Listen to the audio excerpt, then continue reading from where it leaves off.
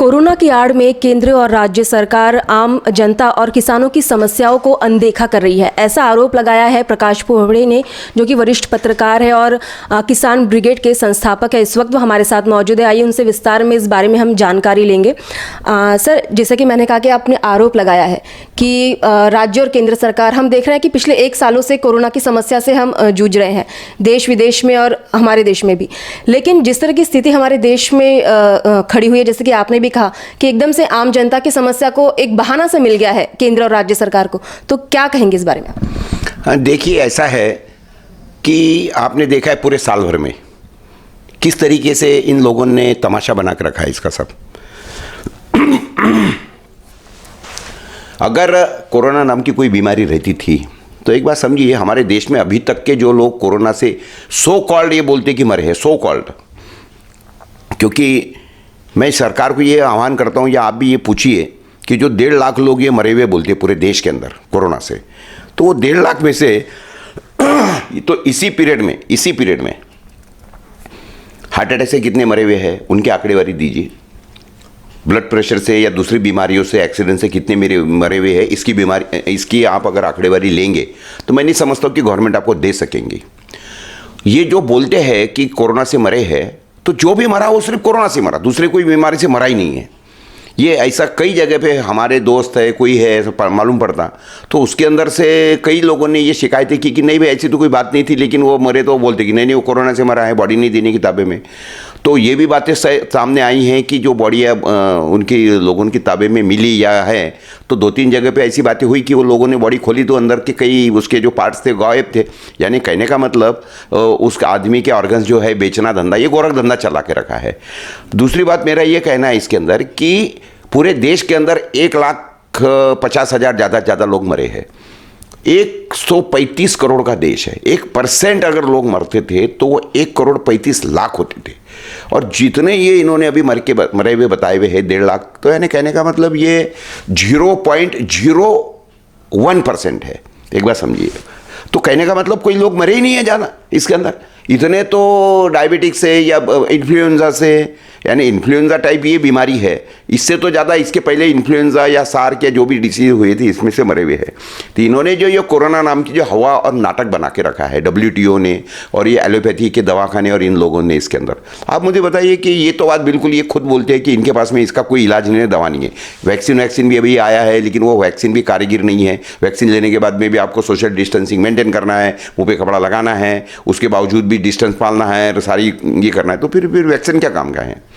Vaccine तो वो बोले जाता है कि वो लेने के बाद में फिर दे शुड एश्योर्ड कि नहीं अब नहीं मरेगा, तो ऐसा तो हुआ नहीं है, ऐसा तो है ही नहीं इनका। ये तो बातें बिल्कुल क्लियर। डॉक्टर विश्वस्वरूप राय चौधरी के जो भी वीडियो आपको देखना है तो वो देखिए, तो उसके अंदर ये सारी बातें का बहुत विस्तार से टेक्निकली, मैं तो कोई टेक्निकल आदमी नहीं हूँ, लेकिन मैं तो उनके वीडियो देखता हूँ, समझता हूँ, और जो बातें हैं एक संपादक नाते जो लोग हमारे पास में आते हैं, मिलते हैं, कंप्लेन करते हैं, उसके ऊपर डिपेंड मेरी सारी जो ओपिनियंस बने हैं, तो यही बने हैं कि ये सारी नौटंकी है, दूसरा कुछ नहीं है।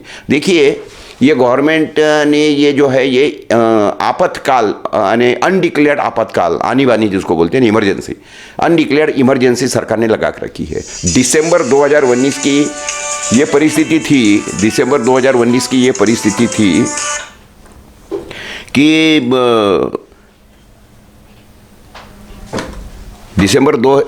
जरा कट कर लेना इसको। दिसंबर 2019 की ये परिस्थिति थी हमारे पूरे देश भर में। आपको भी पता है कि पूरे देश में ये नौकरियां जा चुकी थी, सारे धंधे चौपट हो चुके थे।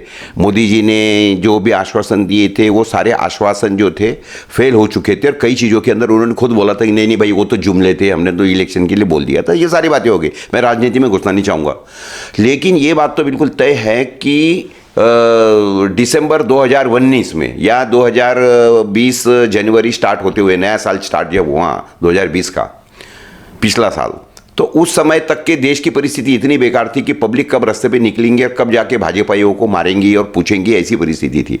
तो इन्होंने क्या कर दिया कि ये हवा बनाई, और मेरा तो खुला आरोप है इसके बारे में कि ये चीन का पंतप्रधान वो भी हुकुमशाह है, हमारे मोदी जी का भी रवैया उसी तरीके का है, और ट्रंप दूसरे अमेरिका के, वो भी दूसरे खुद को हुकुमशाह समझते। तो ऐसे सब तीन लोगों ने आके बना के पकाई हुई ये खिचड़ी है। और देखिए कि इन्हीं सारे देशों के अंदर, अमेरिका के अंदर भी लोग मरे हैं, कितने मरे हैं? 8% मरे हैं। मुझे कई लोग ये पूछते नहीं इतने तो लोग अमेरिका मर गए, लेकिन एक बात समझने की कोशिश करो आप इसके अंदर कि अमेरिका या ये देश, ये इसके अंदर कोरोना में वही लोग ज़्यादा मरे, उन्हीं देशों में ज़्यादा मरे हैं कि जिन देशों के अंदर मेडिकल की सुविधाएं बहुत ज़्यादा अच्छी थी। तो फिर कैसे लोग मरे भाई? हमारे देश के अंदर तो मेडिकल की सुविधा है ही नहीं। अगर अमेरिका के, यूरोप के तुलना में अगर देखे जाए, उनके हॉस्पिटल देखे जाए, उनकी अगर सारा देखे, तो उसके बाद में इतनी उनके पास में मेडिकल सुविधा होने के बाद में लोग क्यों मरे? फिर अमेरिका में 8% लोग मरे हैं बोलते हैं। तो कहने का मतलब सीधा सीधा ये बात है कि वो लोग उन देशों के अंदर ये पैंडेमिक से मरे हैं, डर के कारण, जो डर फैलाया गया। और जिस तरीके से इलाज, जो दवाएं है ही नहीं रोग के ऊपर, यानी अगर आपको डायबिटिक हुआ है और आपको जाके अगर कोई फालतू चीज़ की दवा दी है तो आप तो मरने वाले हो, क्योंकि वो दवा उसको कारीगर होती नहीं है। तो उसी तरीके से इसके अंदर ये नई वो इलाज कर देगी, रेमडेसिविर वगैरह जो इंजेक्शन वगैरह जो भी सामने आते हैं, वो इंजेक्शन जिनको जिनको दिया, और जिन लोगों के दिमाग में ये है कि कोरोना नाम की बीमारी है, मेरे दिमाग में बिल्कुल नहीं है कोरोना नाम की बीमारी, इसलिए कई किसने कुछ बोला भी तो मैं ये मानता नहीं हूँ। तो I am mentally very strong. लेकिन जो लोग मेंटली स्ट्रांग नहीं रहते और उनके दिमाग में है कि नहीं तो वायरस आया है, बड़ा बेकार है, और ये है, मरने वाला है, नहीं जान लेने वाला है। तो देखिए पूरे दुनिया के अंदर जो भी होते हैं ना, ये सारे डर के ऊपर से मार्केटिंग होता है। भगवान के मंदिर में भी आदमी जाता है तो वो डर के कारण जाता है, क्योंकि वो भटजी बोलता है उनको कि ये फलाना फलाना तुमने नहीं किया तो तुम मरने वाले हो, तो इसलिए ये फलानी फलानी पूजा कर लो। तो लोग मंदिर में जाते हैं, पूजा करते ही है। वो तो सारे आपको भी मालूम है किस तरीके से फिर लोगों को लूटने का ये धंधा सरेआम चलते रहता है। उसी तरीके से ही मेडिकल फैटर्निटी के अंदर भी, अरे आपको तो अभी ब्लड प्रेशर बढ़ गया है तो आपको ये गोली लेनी चाहिए, अरे आपको तो डायबिटिक इतना हो गया है, नहीं आप फलाना फलाना इंजेक्शन लेना चालू करो, और या आप ये इंसुलिन लेना चालू कर दो। एक तरफ ये बोलते कि अभी आज से मीठा बंद, उसी तरफ समय पर डॉक्टर विश्वस्वरूप राय जैसा आदमी ये बोलता है कि आपको अगर बोला है कि आपका अगर इंसुलिन बढ़ा हुआ है तो वो बोलता है कि ये फल जो है ना, ये सारे के सारे खा लो, रोज के आधा किलो पाउंड किलो फल खाओ आप रोज के। लोग बोलते हैं अरे ये तो मैं तो मर जाऊंगा, मुझे तो डॉक्टर ने ये बोला है कि ये फल खाना नहीं है, बिल्कुल दूर छोड़ दो। बोले ठीक है ना, मेरी जवाबदारी है आपको अगर कुछ हुआ है तो ऐसे कई पेशेंट्स उन्होंने बताया, हजारों लोग। डॉक्टर विश्वस्वरूप राय ने उसकी जो थ्योरी है वो थ्योरी के कारण ठीक हुए हुए कि जिन्होंने फल खाना चालू कर दिया, नेचुरल ज़िंदगी जीना चालू कर दिया, वो ये डायबिटिक फैबिटिक के बाहर आ गए हैं। मैं एक ही सवाल आपके चैनल के माध्यम से लोगों को पूछना चाहूँगा, क्या आपको ऐसा आदमी मालूम है कि जिसको डायबिटिक हुआ है वो एलोपैथिक डॉक्टर के पास में गया और उसने उसको इंसुलिन या गोलियाँ देना चालू कर दिया और 1-2 साल में वो आदमी ठीक हुआ? आप मुझे ज़रूर बताइए कि हाँ फलाना फलाना आदमी ठीक हो गया। जिसको ब्लड प्रेशर की बीमारी हो गई, डॉक्टर के पास में गया, डॉक्टर ने उसको ब्लड प्रेशर की गोलियां देना चालू कर दिया और उसके बाद में 1-2 साल में 6 महीने में ठीक हो गए। आपको अगर ऐसा पता लगे, मैंने ये सवाल कई लोगों को पूछा, मेरे डॉक्टर मित्रों को पूछा, वो बोले नहीं वो हो ही नहीं सकता, वो तो जिंदगी भर का साथ है वो गोलियों का। तो कहने का मतलब दिस इज नथिंग बट एक लोगों को लूटने का जरिया है। पहले ब्लड डायबिटिक होता है, बाद में लोगों को वो गोलियां खाने से ब्लड प्रेशर होता है, ये दोनों गोलियां 2-4-5 साल खाने के बाद में आदमियों को कैंसर होता है। तो ऐसे जो लोग हैं कि जिनकी इम्यूनिटी बहुत कम हो चुकी है ये सारी गोलियां खाने के बाद में, ऐसे लोगों को ही ये कोरोना वोरोना होता है, क्योंकि एक तो उनकी यानी क्या बोलते हैं इम्यूनिटी खत्म हुई भी रहती, एज का भी फैक्टर है, प्लस ऐसे लोग कि बहुत ज़्यादा खुद की केयर करते हैं, यानी पानी पीना है तो बिस्लरी का ही पीना है, रहना है तो एसी में रहना है, गाड़ी AC, office AC, bedroom AC, घर एसी, सारी जगह भी 24 घंटे एसी। तो ऐसे लोगों का जो है इम्यूनिटी खत्म हुई हुई है और इनको थोड़ा सा भी कुछ कहाँ धूल में गए तो सर्दी हो जाएंगी, कोई इधर उधर का पानी पी लिया या ट्रैवलिंग कर लिया या कोई रूटीन में चेंज हो गया तो सर्दी खांसी होना है। और लेकिन ऐसे लोगों को अगर दिमाग में बता दिया कि नहीं ये तो सर्दी खांसी है, आपको कोरोना हुआ होगा और तुम पॉजिटिव हो, और जिस तरीके से कोरोना पॉजिटिव माने मौत, जैसे कि लोगों के दिमाग में है कि कैंसर माने मौत, तो उसी तरीके से ऐसे लोग जो है डर का माहौल, डर का मार्केटिंग इन्होंने कर दिया है और उसका नतीजा ये है कि लोग मर रहे हैं। मैं आपके चैनल से माध्यम से एक बात और बताना चाहता हूँ कि देखिए ये डॉक्यूमेंट अवेलेबल है, आप ढूंढिए गूगल के ऊपर, जिन लोगों को सांप काटा ऐसी ये दिया था तो वो 100 सांप काटे हुए लोगों के पोस्टमार्टम की जब रिपोर्ट निकाले तो ये पाया गया कि उसमें से 80% लोगों के शरीर में सांप का खून जहरी नहीं था। तो कहने का मतलब वो लोग जो मरे हैं वो सिर्फ डर से मरे, अरे मुझे सांप ने काट लिया मैं मरने वाला हूँ। तो ये बातें सब समझने की है। तो ये जो कोरोना का माहौल बनाया जा रहा है इसके कारण ये फालतू की बातें हो रही है। नहीं वो दवाई दी जा रही है और जो दवाई नहीं है उसके लिए इनको हॉस्पिटल में भर्ती किया जाता, कोरोना सेंटर में भर्ती किया जाता और फिर लाखों के बिल दिए जाते। जब आप इलाज ही नहीं कर रहे हो तो बिल काहे के दे रहे भाई। तो ये सारी चीज़ें जो है ये सारे लूट का माहौल में चल रहा है। सर हम जैसे कि देख रहे हैं कि अर्थव्यवस्था पे काफ़ी फ़र्क पड़ा है कोरोना आने के बाद, संक्रमण के बाद। जैसे कि लॉकडाउन की स्थिति में हम कई महीने रह चुके हैं, नौकरियां लोगों की चली गई है, लेकिन हम देखते हैं कि ऐसे में सरकार की एक जिम्मेदारी बनती है महंगाई को कम करने की। हम देखते हैं कि उफान पे चल रही है, जिस तरह से सिलेंडर के भाव बढ़ रहे हैं, खाने पीने की चीज़ों के भाव बढ़ रहे हैं। तो ऐसे में हम देख सकते हैं कि सरकार का कोई ध्यान आम आदमियों की समस्याओं पर हमें नज़र नहीं आता। तो इस पर क्या आप कहेंगे? देखिए ये जो सारी चीज़ें हो रही है ये सारे लूट के माहौल इनके सारे जो कर रहे हैं तो ये तो इनकी सारी सोची समझी साजिश है और सारी लूट जो चल रही है उसमें से मालूम है कि अभी लोग इतने, क्योंकि ये वो उन लोगों के कार्यकाल में हो रहा है या उनके सत्ता के काल में हो रहा है जिन लोगों ने आश्वासन दिया था। जो लोग ये बोल के आए थे सत्ता में, रामदेव बाबा के जैसे लोग इनकी वकीली करते थे और बोलते थे कि जो सिलेंडर है अभी देखिए 350 में मिलता है, हम आपको देखो 100 रुपये में सिलेंडर देंगे। पेट्रोल जो है देखो 60 रुपये में मिल रहा है, हम आपको 35 रुपये में सिलेंडर देंगे। जाके देखिए पुराने वीडियो रामदेव बाबा के, और उन्होंने बोला था। और वो बोलते थे कि उसके बाद में यही लोगों के पीरियड में अभी पेट्रोल 100 रुपये हो रहा है, डीजल 90 रुपये हो गया, गैस का सिलेंडर करीब 800 रुपये में चले गया है और अभी इनका कोई मुंह नहीं बताता। मेरा बोलना है कि अगर तुम वाकई में राष्ट्रभक्त थे, वाकई में अगर इंसान हो, वाकई में अगर जनता के साथ रहना चाहते हो, आओ ना सामने। पार्टी के है तो है ठीक है, लेकिन कम से कम जो हकीकत है वो बयान करने में भाजपाइयों की अभी बोलती क्यों बंद हो गई भाई। और जो मोदी भक्त है इसके बारे में बिल्कुल चुप है। तो ये सारा का सारा क्या है कि अभी लोग तो भड़के हुए हैं। लोग तो चाहते हैं कि रास्ते में निकले, अरे एक पकड़े, ये मिलेगी नहीं कोई मोदी भक्त या किनको, तो रास्ते से सालों को पकड़ के जूते मारे इनको। तो ये होना नहीं चाहिए। इनको मालूम है कि अभी तो बेटा हालत खराब है, तो फिर बेटर क्या है, तो लोगों को वैसे तो पकड़ नहीं सकते, किसका मुंह बंद नहीं कर सकते। तो फिर सबसे अच्छा मार्ग क्या मिल गया उनको, कोरोना। अरे तो कोरोना के कारण लॉकडाउन करो, आप बाहर मत निकलो, मुंह मत खोलो, मुंह खोलेंगे कपड़ा लगाओ और अगर वो निकालेंगे तो भी दंड कर देंगे। तो ये तो इनके लिए क्या बोलते हैं उसको, सोने पे सुहागा हो गया है। तो कोरोना का ये बहाना इनको मिल गया है, ये लोगों को मुंह बंद करना चाहते हैं, लोगों को घर में बंद करना चाहते हैं। ये इतना बिल्कुल क्लियर बात है। और आपने जो जब भी बताया कि भाई धंधे पानी पे असर हुआ है, असर नहीं हुआ है धंधे पे, धंधा चौपट हो गया है। असर क्या है, पूरा का पूरा चौपट। और अभी गाड़ी पटरी पे आना चालू हुई थी पिछले 2-3 महीने से, तो इन लोगों ने वापस से वो पटरी से उतार रहे हैं। और महाराष्ट्र के अंदर तो ये गवर्नमेंट बताती है कि नहीं हम केंद्र सरकार के खिलाफ में है, लेकिन ये भी तो केंद्र सरकार के साथ में चल रही है। जबकि ये टिकट जैसे अकोला में हमारा आ रहा था भाषण देने के लिए, तो इन्होंने टिकट के सभा के दिन ही लॉकडाउन जाहिर करवा दिया वहाँ पर। फिर वो सभाएं हुई, यवतमाल में ट्रांसफ़र कर दी, तो यवतमाल में भी कोरोना इन्होंने डिक्लेयर कर दिया। जिस दिन कोरोना लगाया इन्होंने 20 तारीख को, उस दिन वो बोले कि 700 पेशेंट मिले हैं और दूसरे दिन 57 पेशेंट मिले। अरे कोरोना डर गया, किसको डर गया। तो ये सारी की सारी जो नौटंकी चल रही है ना, और इस राज्य सरकार की और इसकी, ये इसलिए चल रही है कि राज्य सरकार भी लोगों को फेस नहीं कर सकता है, क्योंकि पेट्रोल को जो दाम बढ़े हैं इसके अंदर राज्य सरकार का भी तो टैक्स है। तो अगर सरकार को लगता है तो राज्य सरकार ने खुद का राजस्व कम करना चाहिए।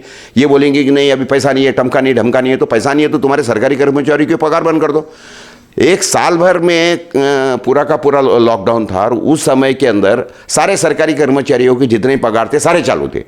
तो आपने क्यों नहीं बोला उनको कि नहीं भाई अभी आपके नौकरी नहीं है, ऑफिस में आते नहीं हो, तो चलो 50% ले लो, तो सरकार के पैसे बचते थे। अच्छा उस समय भी नहीं लिया, अभी बोलो कि हमने उस समय भी आपको पूरा का पूरा पगार दिया, तो इसलिए अभी आने वाले 10 महीने हम आपको आधा % पगार देंगे। इन लोगों को कोई मुंह नहीं बोलने का, क्योंकि पगार जो है वो कोई 5-10 हज़ार थोड़ी है, इनके लाखों में पगार है। लाखों में से अगर समझ लो 2 लाख जिसका पगार है उसको 1 लाख मिला, भूखा तो मरने वाला नहीं है। हमारे किसान को तो बेचारे को 10 रुपये भी नहीं मिलते रोज के। और इन लोगों ने जिस तरीके से बातें कर रहे हैं, काम कर रहे हैं कि लॉकडाउन, तुम्हारे बाप का क्या जा रहा है भाई, सीधा सीधा हमारे खेत के अंदर सब्जी आई है या कुछ फल फ्रूट आए हैं, वो अगर हमने आज तोड़ के बाजार में नहीं बेचे तो किसान तो मर गया। आपको लगाना है तो लगाइए आप जरूर से, तो पंचनामे करो हमारे खेतों की, किसानों के जो भी है उसके पूरे पैसे दे दो, तो करो, हमारा कुछ बोलना नहीं है। तो इसलिए हमारा ये पूरा का पूरा विरोध चल रहा है। देखिए ऐसा है, दुनिया के अंदर कई देश ऐसे हैं कि जिन्होंने, जैसे जापान का उदाहरण ले लीजिए, मैं आपको उसका सारा डिटेल्स देता हूँ कि उन्होंने हर आदमी को कितना पैसा, किसानों को पैसा दे रहे, होटल बंद है तो होटल वालों को पैसा दे रहे कि भाई तुम्हारा इतना इतना नुकसान हो रहा है, इतना खुद होके, कोई अर्जी करने की जरूरत नहीं, कोई सिद्ध करने की जरूरत नहीं, उसने सिर्फ लिख के देना है कि माय होटल इज क्लोज और मेरा इतना नुकसान हो रहा है, उतना पैसा हो जाए। किसान ने बोलना चाहिए कि मेरे इतना खेत है, मेरे खेत के अंदर फलाना फलाना चीज़ लगी है, तो गवर्नमेंट उठा के उसको एक बहुत अच्छा पैसा दे रही है, यानी वो माल बेच के जितना पैसा नहीं मिलेगा उससे ज़्यादा पैसा जापान का गवर्नमेंट किसानों को दे रहा है। तो ये तरीके होते हैं, लेकिन इस तरीके से इन्होंने जो निकट्टूपन कर रहे हैं खुद की फेलियर्स बताने के लिए, मैं ऐसा समझता हूँ कि जनता ने ये जिनके लॉकडाउन फॉकडाउन है, व्यापारी जो है, इन्होंने बिल्कुल नहीं मानना चाहिए। मेजॉरिटी इज द लॉ होता है। अगर हजारों दुकानदारों ने सबने दुकान खोल के रख दिए, सबने दुकान खोल दिए, क्या करेंगे? कितने लोगों के ऊपर आप मुकदमे दाखिल करेंगे? क्या कर, और मुकदमे क्या दाखिल करना है? मुकदमे क्या दाखिल करेंगे? इन्हें होता क्या इनके मुकदमों से? कौन पूछता है इनको? सादा सरल हजारों लोगों के, लाखों लोगों के अगर मुकदमे दाखिल है तो गवर्नमेंट की औकात नहीं है कि इनके इतने लोगों के ऊपर मुकदमे दाखिल करो और ये चलाओ। मैं ये लोगों को आह्वान करता हूँ कि सब लोगों ने आगे आना चाहिए, और ये जो गवर्नमेंट का जो षड्यंत्र है लोगों को घर में बंद करने का कि हमको सवाल मत पूछो, तो इनको सवाल पूछिए, जरूर पूछिए आप। और तो खुद को नागरिक होने की और जो खुद का जो चौपट हो रहा है धंधा पानी, उस लिए बिल्कुल बाहर आइए, हर एक ने आना चाहिए, उसकी सिवा होने वाला नहीं। सर, आपने यहाँ पे किसानों की बात की, और हमारे देश के इतिहास में पहली बार हुआ है कि अन्नदाता को इंसाफ के लिए जो है सड़कों पर यहाँ पर नजर आया। आप किसान ब्रिगेड से संबंध रखते हैं, क्या बताएंगे इस पूरे माहौल को देखकर? क्या आपको लगा कि किसान एक चाहता था कि अब एक उम्मीद से रास्ते पे बैठा था, लेकिन वो उम्मीद कहीं ना कहीं अधूरी रह गई? बिल्कुल सही बात है। देखिए, आपने जो किसानों का और किसानों के आंदोलन का विषय किया, आप देखिए ना, वहाँ लाखों किसान बैठे हैं, उसमें से कोई आदमी कोरोना के कोई भी नियम पालता नहीं है। क्या हुआ उनको? उसमें से तो आज तक की एक न्यूज़ नहीं आई कि कोरोना से फलाना फलाना आदमी मर गया या कुछ हो गया करके।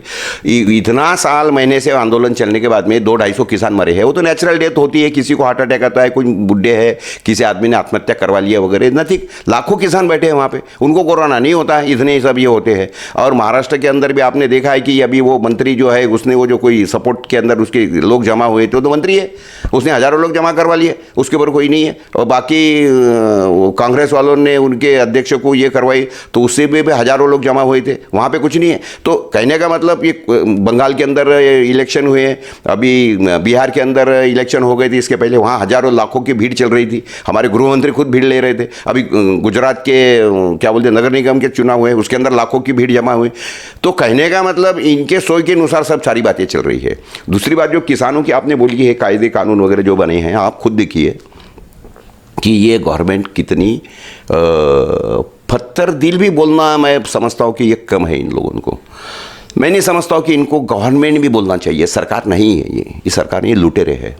देखिए, किसी ने मांगे नहीं थे ये तीनों कानून, आपने खुद होके ला के दिए, थोप रहे हो हमारे ऊपर। और उसके बाद में ये कानून ऐसे है कि जब आपने इमरजेंसी, यानी क्या बोलते हैं, ये कोरोना काल था, सारा दुनिया बंद थी, इसके अंदर इन्होंने बंद करके रखी थी, उस समय पे इन्होंने जाके ऑर्डिनेंस लाए। कायदा ऐसा, कानून ऐसे बनते, ऑर्डिनेंस लाने की क्या जरूरत थी? इन कानूनों के कारण जो आपने कानून लाए, वो कानून की मांग किसने किया था और उसके कारण बिगड़ क्या रहा था? तो आपने जाके ऑर्डिनेंस ला लिए।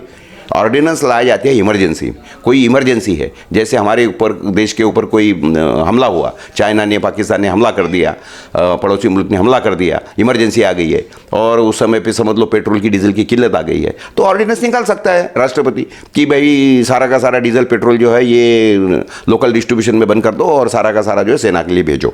तो I can understand such situation, सब पेंडिंग सिचुएशन। लेकिन इसमें ऐसी कौन सी बात थी कि आपने ऐसे कानून ला लिया, ऑर्डिनेंस ला लिए रातों रात जून महीने के अंदर? और जून महीने के ये लाने के बाद में आपने जाके सितंबर में इसको जाके फटाक से पार्लियामेंट के अंदर पास करवा दिए, राज्य लोकसभा के अंदर, और जाके राज्यसभा के अंदर भी दूसरे दिन बदमाशी करके या नौटंकी करके या राजकारण करके वहाँ पास करवा लिए। तीसरे दिन जाके राष्ट्रपति जी ने उसके ऊपर मोहर ठप्पा लगा दिया और इन्होंने लागू करवा दिए, और कुछ को कोई चर्चा नहीं है। जबकि जैसा ऑर्डिनेंस आया उसी समय पर पंजाब वगैरह के सारे किसानों ने बोला भाई हमारा इसको विरोध है। तो जब ऑर्डिनेंस के बाद में कायदे में स्वरूप करना था और आपने जब देखा कि सारे लोगों का इसके ऊपर विरोध चल रहा है, तो कम से कम उन लोगों से के साथ चर्चा तो करो। वो चर्चा करने के पहले आपने उसको कायदे के अंदर रूपांतर करवा दिया। हमारा तो कहना नहीं है कि इसके पहले के कानून ठीक थे, हमारा ये भी बोलना नहीं कि इसके कारण कोई सरकार का किसानों का बहुत भला या बुरा होने वाला है। लेकिन आप होते कौन है इस तरीके से ये कानून लागू करवाने वाले? हम लोकशाही में रहते हैं, हम कोई हुकुमशाही में, हिटलरशाही में नहीं रहते। लेकिन जिस तरीके से आपने ये कानून लाए, ये कानूनों की पूरी जो ये है, इसी के ऊपर किसानों की शंकाएं है, हमारी शंकाएं है, और इसीलिए ये कानूनों को हमारा विरोध है। चेंजेस होने चाहिए थे कानूनों के अंदर, इसके बारे में हमारा कोई कहने का मतलब नहीं है। लेकिन इसका मतलब ये नहीं है कि इस तरीके से आप हड़बड़ाहटी में कानून लाए और वो ठोक दे, और किसान 3 महीने से वहाँ बैठा है दिल्ली के इसके ऊपर, और आपके कानों में जू तक नहीं रेंग रही है। ये बात बिल्कुल सरासर गलत चल रही है, एक बात पहले समझिए। सर, 3 से 16 मार्च के बीच किसान ब्रिगेड की ओर से एक साइकिल मार्च निकाला जा रहा है, क्या बताएंगे इस मार्च के बारे में? और जिस तरह की स्थिति हमारे राज्य में दिख रही है लॉकडाउन की, तो क्या लगता है कितना कामयाब हो पाएगा आपका ये मार्च? देखिए, ऐसा है कि ये लोग तो कोशिश करेंगे कि हमारी रैली ना निकले, क्योंकि हमारी रैली का मुख्य उद्देश्य है कि लोगों में जागृति फैलाए। लोगों को पता ही नहीं है कि दिल्ली के ये कानून जो बने हैं, इसमें क्या अच्छी है, क्या है बुराई, क्या है हमारे काम क्या है नहीं है, इसके अंदर के पेच क्या है। और यही कानून नहीं है, बाकी के भी देश के अंदर की किसानों के खिलाफ की बहुत सरकार की नीतियाँ है। तो इन सारे नीतियों के ऊपर प्रकाश डालने के लिए हमको जाना जरूरी है, करके ही हमने यही सोचा है। अभी साइकिल मार्च इसलिए निकाल रहे हैं कि आपने तो देखा है पेट्रोल डीजल इतना महंगा कर दिया इन्होंने, तो हमारी तो कोई औकात नहीं रही है किसानों की कि ये अपने डीजल के ट्रैक्टर निकाले, गाड़ियाँ निकाले या मोटरसाइकिल निकाले। इसलिए हम लोग साइकिल पे आ गए हैं, पहली बात। नहीं तो पहले मोटरसाइकिल से निकालने की भी सोच रहे थे, लेकिन हमने बोला यार वो परवड़ने वाला नहीं है, क्योंकि हमारे तो किसानों का है सब, तो इसलिए हमने साइकिल मार्च से निकाल रहे हैं। और उसके बाद में ये जो उसका पीछे का कारण है वो यही है कि लोगों में जन जागृति फैलाना है, लोगों को बताना है। जो ये गवर्नमेंट बताती है कि ये जो आंदोलन है दिल्ली का, ये सिर्फ पंजाब, हरियाणा के, राजस्थान के किसानों का है, नॉर्थ के किसानों का है, जो बताने की कोशिश करती है, ये सरासर गलत है। महाराष्ट्र के भी किसानों के दिल में तो है, हर आदमी के दिल में है, भला ही वो किसान नहीं है, लेकिन इतनी बात तो जरूर है कि आज देश का हर नागरिक जो दिल्ली में किसान बैठे हैं उनके साथ में है। हर एक को दे आर कंसर्न अबाउट कि यार this is not happening, this is not good, जो भी हो रहा है ये सही नहीं हो रहा है। इतने दिनों से बेचारे किसान बैठे, और जिस तरीके से सरकार उनके ऊपर, पहले तो इनको आपको मालूम है दिल्ली में घुसने नहीं दिया, पानी की बौछारें लगाई ठंडी के दिनों के अंदर, उसके बाद में आंसू गैस के धुएँ क्या छोड़ दिए, उसके बाद में ये 26 जनवरी का ये किसान आंदोलन को बदनाम करने के लिए इन्होंने जिस तरीके से एक घिनौनी हरकत किया, एक बहुत ज़्यादा घिनौनी हरकत किया, तो ये सारी चीज़ें अभी खुली हो गई है। लेकिन उसके बाद में जो किसानों में सबसे पहली बात ये, मैं उसके बावजूद भी एक धन्यवाद देना चाहूँगा सरकार को या मोदी जी को विशेष रूप से, कि इन्होंने जो चालें चली या जिन्होंने जो गंदी राजनीति खेली, इसके कारण हमारा किसान कम से कम आज पहली बार पूरे देश का किसान नाम से एकत्रित हुआ। नहीं तो अभी तक की इनकी राजनीति के कारण तो किसान इन्होंने जातियों में, धर्मों में, पार्टियों में बांट दिया था। लेकिन आज जो खालिस्तानी वगैरह सारा बोल के और इसको ये बदनाम करने की जो कोशिश हो रही थी, तो ये सारा है कि ऊपर निकल के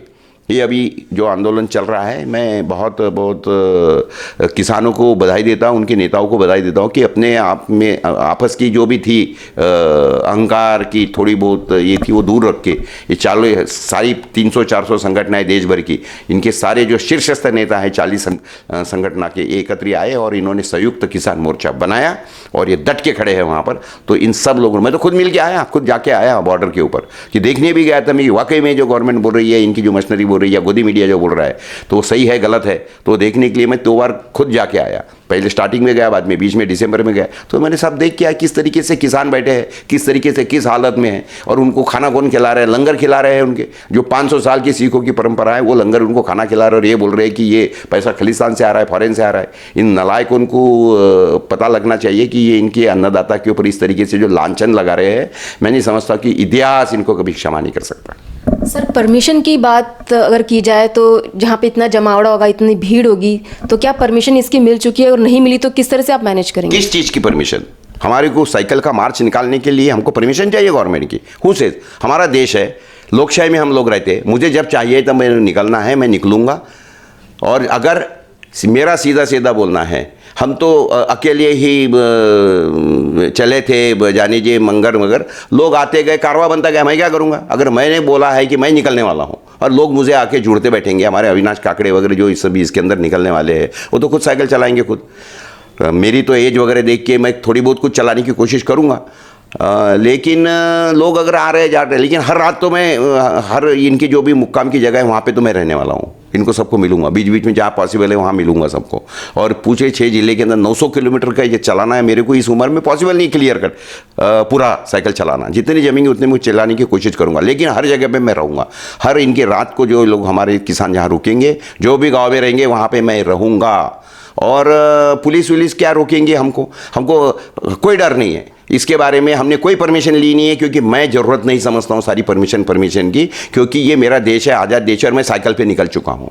और सरकार को लगता है कि इसके कारण होता, तो मैं भी सरकार को बताने के लिए तैयार हूँ इसके अंदर कि तुम्हारे नालायकपना से, तुम्हारे नालायक करतूतों से कोरोना नहीं फैलता, अभी तक के नहीं फैला, दिल्ली में नहीं फैल रहा है, 3-3, 5-5, 10-10 लाख किसान बैठे हैं वहाँ पे, और हमारे कारण ही अगर फैलता होगा तो आप मेरे को पहले सिद्ध कर दो, और मैं इनको बताऊंगा कि जाओ विश्वस्वरूप राय चौधरी से पूछो क्या होता है, क्या नौटंकी तुम्हारी, इनकी सारी नौटंकी हम चलने वाले देने वाले नहीं है किसानों के।